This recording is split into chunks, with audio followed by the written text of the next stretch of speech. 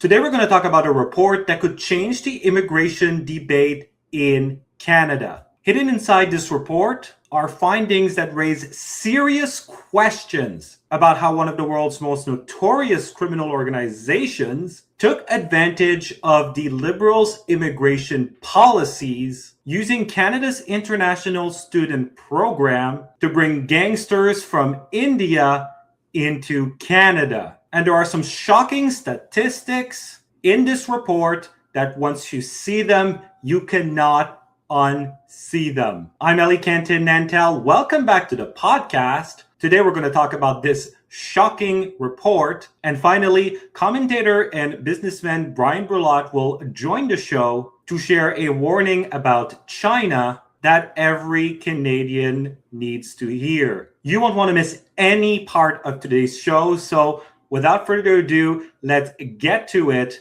But first, be sure you are subscribed. Did you know that in one of my recent videos, 90% of those who watched it were not subscribed? It takes a second to do so. It's one click. I'm trying to get to 25,000 subscribers. Be sure to hype and like the video, hit the notification bell, and consider getting a paid channel membership for less than $5 a month, as we do not take a dime in federal government subsidies here, and we never will. Journalism and commentary 1 year anniversary. I don't believe journalism being funded by the government is the solution. You have to rebuild the foundation. You have to retell the stories. Market conservative Other news that actually matters. I hence wanted to ask. I think they should answer their questions, especially if they're politically charged with.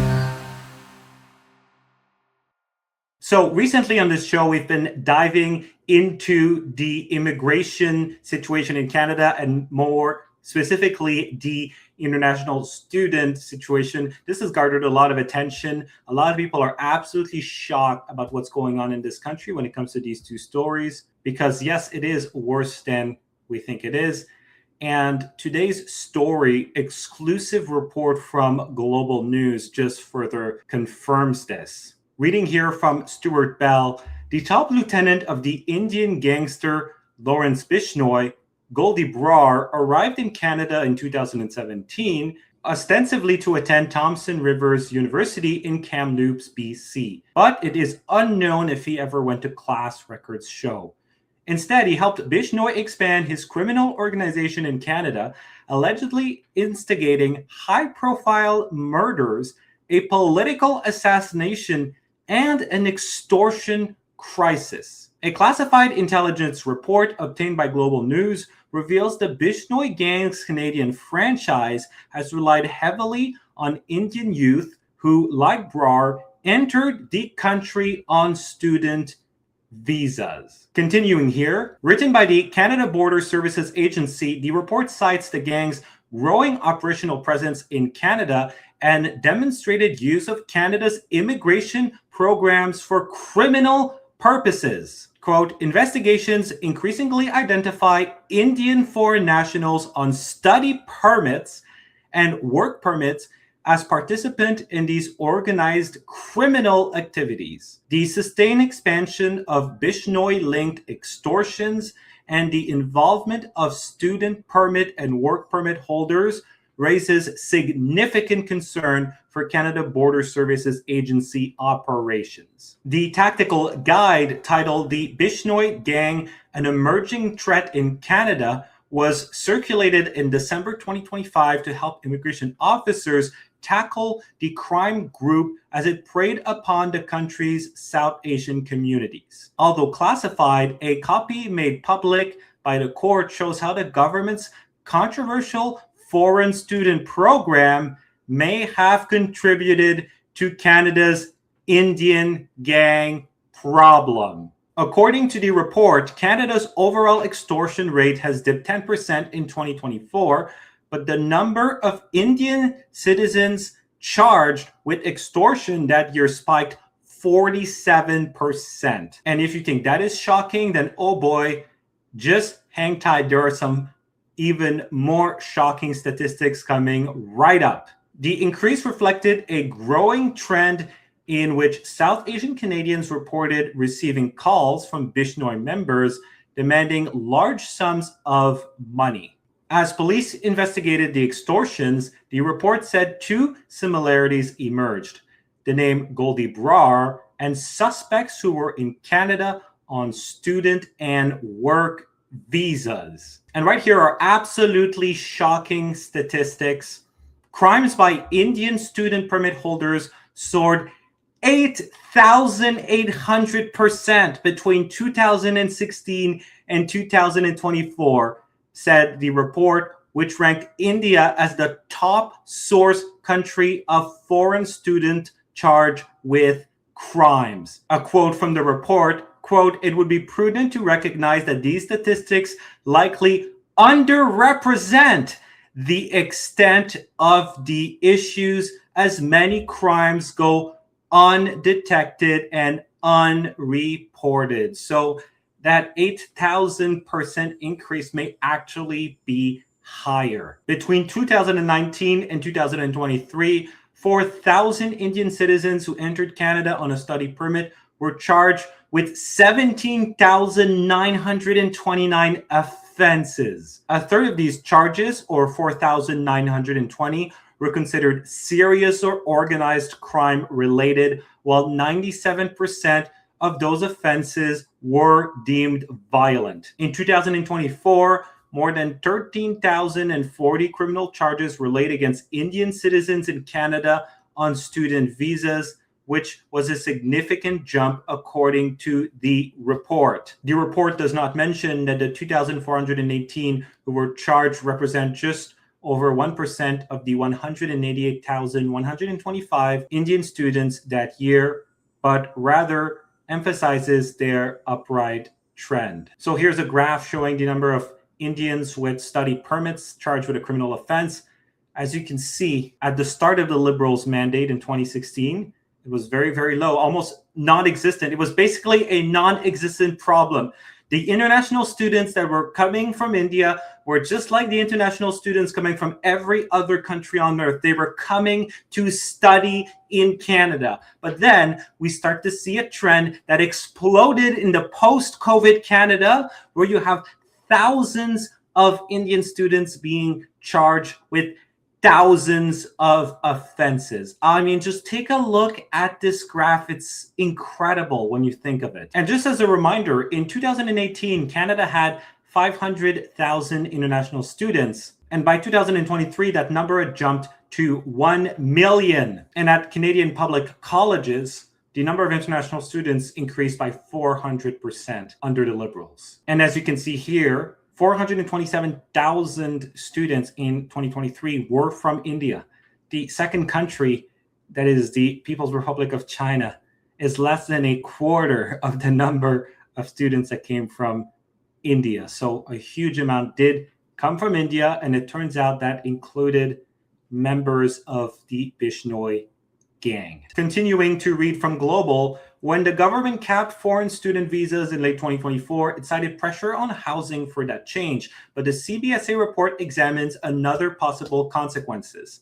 Amidst a surge in international students that reached more than 800,000 in 2022, Canada appears to have opened the door to India's most notorious crime group. Immigration, Refugees and Citizenship Canada, which issues student visas, did not answer questions about whether it had inadvertently helped the Bishnoi gang take root in Canada. A spokesperson said the international student program was down 83% since 2 years ago, while Indian nationals now account for a quarter of visas as opposed to 41%. The article from Global News features a quote from Professor Kelly Sundberg. This person is a criminologist and former CBSA officer, and they said that the Immigration Department's wide open honor-based foreign student program was clearly exploited by the Bishnoi gang. Lacking adequate screening, the program let gang leaders into the country and gave them a pool of youth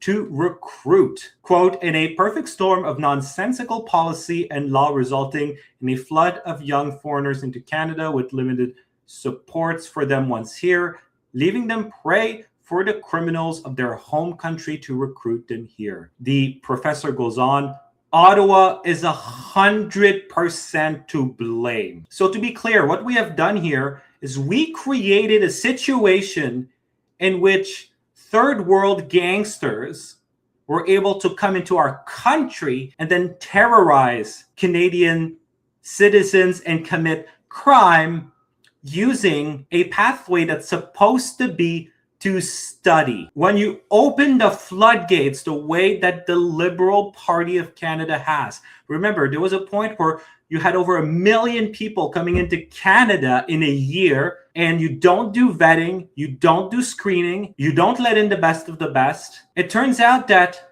you start to let in some of the world's problems, including one of India's most notorious gangs. And by the way, this is also on Mark Carney. Mark Carney is the prime minister of the government that is responsible for this. There are many people in his cabinet that were cabinet ministers under Justin Trudeau. Mark Carney was an advisor to Justin Trudeau. Let's not forget that. And this is what they have done to our country.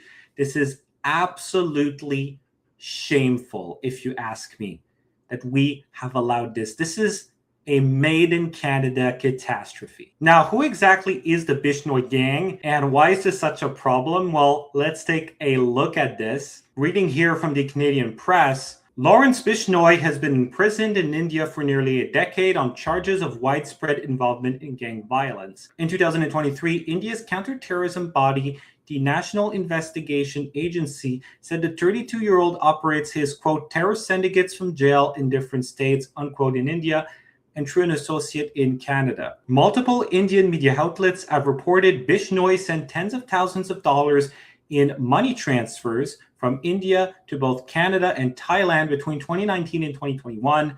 In an interview with the Canadian press in 2024, Indian journalist Ritesh Lakhi said Bishnoi took part in street fights and arsons as a student and likely shared jail cells with notorious gang members.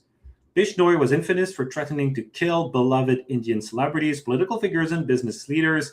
And in 2022, he was accused of being behind the shooting death of rapper Sidhu Moosewala, who was Punjabi and who lived briefly in Canada. Now, for what the gang has done in Canada, in December 2023, police in Abbotsford, BC said they were investigating acts of extortion targeting affluent members of the South Asian communities that they linked to individuals associated with the Bishnoi gang, and the police in Ontario and Alberta made similar claims. The gang rose to national prominence in Canada on Thanksgiving weekend when the RCMP accused the Bishnoi gang of orchestrating violent crimes against Sikh activists on Canadian soil. The Mounties alleged the gang was targeting those calling for a Sikh state to be carved out of India under the name Khalistan. They claimed Indian diplomats shared information about Khalistan supporters in Canada with officials in New Delhi, who then passed along the information to the Bishnoi gang. This is, of course, being alleged. I'm not making that allegation myself, just to be clear. RCMP Assistant Commissioner Brigitte Gauvin alleged that this arrangement led to the killing of Canadian citizens and acts of coercion and extortion. Quote, what we've seen from an RCMP perspective is the use of organized crime elements, and it is publicly attributed and claimed to one organized crime group in particular, which is the Bishnoi gang. And we believe that group is connected to agents of the government of India. India rebutted the accusations almost immediately. Indian Foreign Ministry spokesperson Randhir Jaiswal told a press conference that India had warned Ottawa about the Bishnoi gang. Quote, we find it really strange that now the people who we asked to be deported, on whom we asked that action be taken, the RCMP is blaming the Indian side that these people are committing crimes in Canada. Now, here's an interesting part of the article. What are the political factors at play here? So Carleton University political scientist Jonathan Malloy said Canadian political parties have tried to walk a fine line on relations with India in order to gain support from both the Sikh and Hindu voters while sidestepping tensions on these two groups. He said, quote, Canada's complicated relationship with India stems in part from politicians' effort to strike that balance through comments or policies that have upset New Delhi. There are lots of calculations going on in the political parties. They are related very much to how to frame these issues for domestic political considerations. So you see, rather than do what is objectively right here, our political class seems more interested in doing diaspora politics and pandering. So as you know, over the past few years, there's been a lot of talk about foreign conflicts having been imported into Canada. And usually this is done under the guise of, well, this is a consequence of mass immigration. And while that is certainly true, what we can't forget here, and what is so striking here, is the direct role that the Liberal Party of Canada, the Liberal government, had in importing the foreign conflicts. The Liberal Party was the one that was in power when these immigration pathways became abused by bad actors who have come into the country and that are now terrorizing law-abiding Canadians, including law-abiding Canadians from India and other countries. These people, rather than live in peace in Canada, they're now being subjected to foreign conflicts. I mean, how insane is this? This is a scandal. Canada used to be a peaceful country. There used to be no foreign conflicts on Canadian soil. And now it's a daily part of life in places like Brampton, Surrey, because of Liberal policies like this one. And this is why this is a disaster for Mark Carney, because at the end of the day, he is the one that is now going to have to deal with this new reality. So just absolutely shocking stuff. Okay, now to our other topic, which is China. So we've talked a lot about China on this channel. We've had Michael Lucci come on to warn about China. We've spoken to Americans about the concerns that they have with deals that Mark Carney is doing with China. As we know, Mark Carney announced, in his words, a strategic partnership for our New World Order with China. And today is actually the launch of our brand new segment, National Perspectives with Bryan Brulotte. Bryan Brulotte is a commentator, a businessman, and someone who served in the Canadian Armed Forces. We had an interview with him a few days ago, which I encourage you to check out. He's one of the smartest people I have ever met. And he'll be joining us once a week for a weekly segment. And this week, he has something to share about China that every Canadian needs to hear. The National Perspective is sponsored by Sterling Trust. Thanks, Elie. For much of the last 40 years, Canadians have viewed China primarily as an economic opportunity. A place to manufacture goods, expand trade, and tap into a market of more than 1 billion people. But I think we've been looking at only part of the picture. What China has begun doing is much more than simply building an economy. It's executing a long-term national strategy, and I think there's something we need to better understand. Today's geopolitical competition won't be decided only by tanks, warships, or fighter aircraft. It will also be decided by factories, artificial intelligence, critical minerals, advanced manufacturing, supply chains, and technological innovation. Beijing understands that. It's a question of whether fully Canada does. China now produces roughly 1/3 of the world's manufacturing output, more than the United States, Germany, Japan, South Korea, and India combined.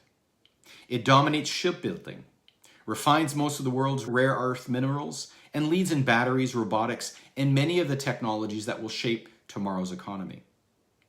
What we're talking about here are indicators of national strength. They aren't just economic statistics. They tell us where power is accumulating in the world.